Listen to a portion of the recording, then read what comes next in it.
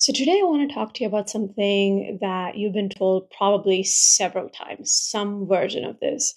And that is when people say, watch your thoughts, or your thoughts create your reality. Um, and maybe you did, right? Very religiously, obsessively. You watch them, you judge them, you try to change them, ignore them, choose something different, deny them. You curated your mental world like it was a golden ticket to the love you want, the money you crave for, the freedom that you ached for. And you micromanaged each flicker of thought like it had your dream on a leash, right? And definitely must be really tiring. But the thing is, there is no one thinking the thoughts. No one. And realizing that is the biggest freedom in living your desired life, chosen life. So let's look at this closely. Let's uncover some things here. So let's say you've been wanting a relationship. And yes, even if it's a specific person, and you wake up one day and a thought pops in and it says, maybe I should text him first, right? Um, then another thought pops in. No, if I do that, I'll mess it up like last time. And remember, guys have to chase women, not the other way around. Then another thought says, see, this is what always happens. You overthink. He's probably lost interest already. You're just too late. Come on, you're late.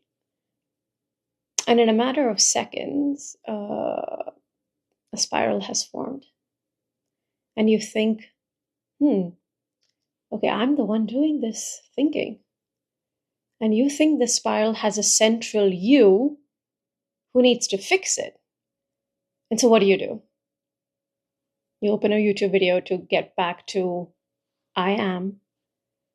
Maybe affirm I'm chosen, I'm magnetic, I'm whole, I'm complete, I'm absolutely perfect, I'm pursued. You try to get back into the right state that you assume that you fell out of. Right? Let's pause. What if those thoughts just came up by themselves? What if there was no thinker behind them? Would you still need to fix them? Would you still need to get back to I am, or your awareness, experience of awareness, if you never left?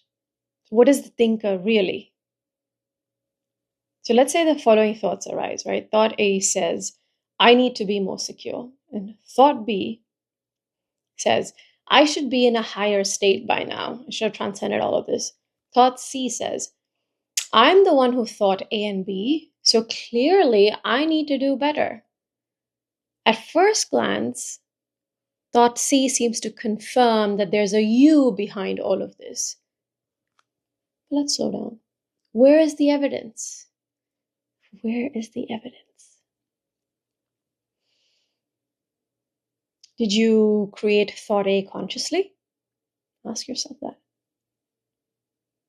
No, it just showed up. Did you choose thought B? Nope, that showed up too. So where did the story of me, the thinker, come from?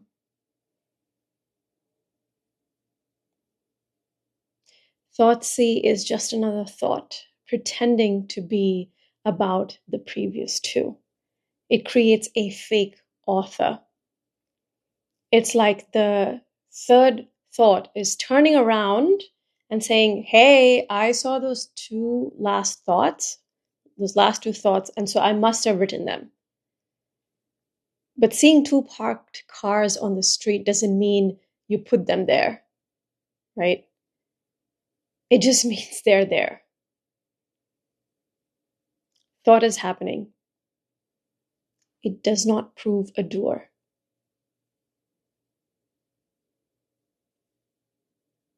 So, the moment you believe you're the thinker, you're trapped in what we can call here the illusion of control. And here's how this illusion spirals. It says, if I thought a bad thought, I ruin the manifestation or delayed it.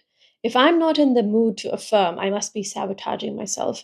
If I feel insecure, I must not believe I am chosen and therefore I am not in my I am-ness. The entire story is built on one lie, that you are the thinker, the feeler, the mood manager, the magnetism dial turner. And you keep checking. Am I in alignment with I am?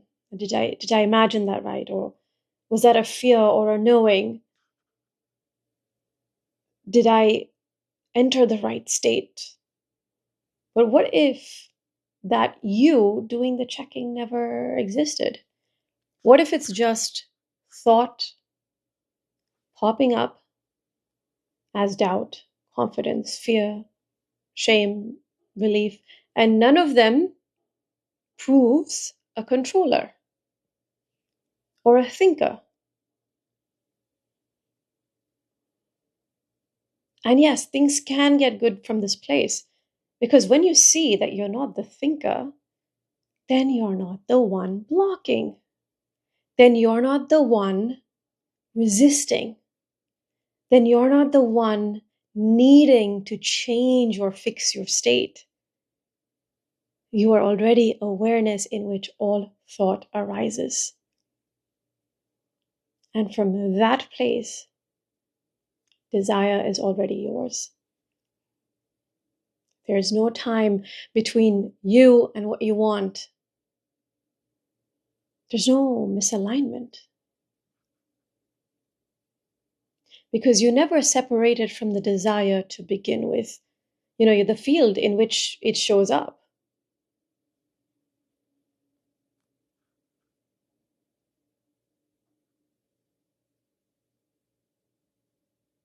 So let's look at an example, right? Let's say you are thinking, my specific person didn't reply last night. He didn't even reach me in the last 3 days. I know I shouldn't react, but I spiraled. I started affirming again like I'm the prize, but it felt fake. And I knew I was out of state, right? And what if I say, well, what if there was no one to be out of state? What if spiraling was just a few thoughts or simple arisings, right? He doesn't care, this always happens, I ruined it. What if no one authored those? What if they're just like clouds moving through sky? Do you punish the sky when it rains? No, seriously, do you? Do you need to coach the sky back into alignment or rehearse it back into alignment? No, of course not. You are the sky, right? The thoughts are like the weather.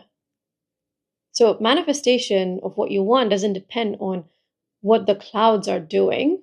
It depends on knowing you've always been the sky, very experientially. And that's what we do in our coaching sessions or in any of these different guided pauses here. Because sometimes, even with money, let's say you think, I shouldn't have spent that. Oh, this always happens when I get ahead. I'm not enough to keep this income flowing. Then comes the next thought, which acts like the fixer. It says, I should be doing more gratitude practices and reinforce this I amness to experience overflow. Pause. None of these thoughts are the problem. None of them. The issue is believing there's a you managing them. Managing money thoughts, managing state, managing lack, managing different aspects of this experience. But you're manifesting what you want because you saw clearly that there was never a manager. No manager to micromanage or get in the way. Money doesn't come to who manages better. Money flows to the one who isn't managing at all because it's already part of their nature. It's already seen as something that's not separate, right? So, right now, I invite you to pause, right? Try this guided pause activity. Watch your next thought. Just watch it. There it is, right? Whatever thought that was. Did you choose it? Did you plan it? Or did it just appear? No, wait again. There's another. There's another thought. Did you build it? Did you compose it? Or did it just show up like a notification? And try this a few times. And if you're honest, really honest, you'll notice that you were only there after the thought appeared, meaning the you character comes in afterward and claims ownership, like a reporter showing up after an event saying, I planned this whole thing, but you didn't, you know, that didn't happen. And that's the good news. That is. Because if you're not the one who's doing the thinking, you're also not the one there's no blocking going on. If you're not creating, you're not resisting. If you're not affirming, you're not lacking. You are just here, right now. And here is where the desires arise and where they return. There's no detour or delay, and there's no middleman involved here. Can you see that? And then that brings us to the sense of this hierarchy illusion, right? When you think you're the thinker, you believe in categories like, oh, this is a small manifestation. Oh, she only talked about rainbow. She only talked about that one thing. Oh, this is a big one. Oh my gosh, so huge. Oh, this will take longer. Oh, this person must be so amazing. They have all these 10,000 big manifestations. But once you see that there's no thinker, the entire structure collapses. A thought arises. Let's just say, I love to reconnect with an old friend. And you don't do anything, you don't think anything, you don't affirm, and you're going about your day. So naturally, there's this experience of you forgetting about the thought. And 2-3 days later, you bump into them somewhere at a restaurant. They call you, they email you, right? Because it's being emulated, that's being showing up from your state of connection to who you truly are. Maybe another thought comes, what is that movie's name again with the actor and the ghost scene? Just a thought, and you're going about your day, and then you're talking to someone else.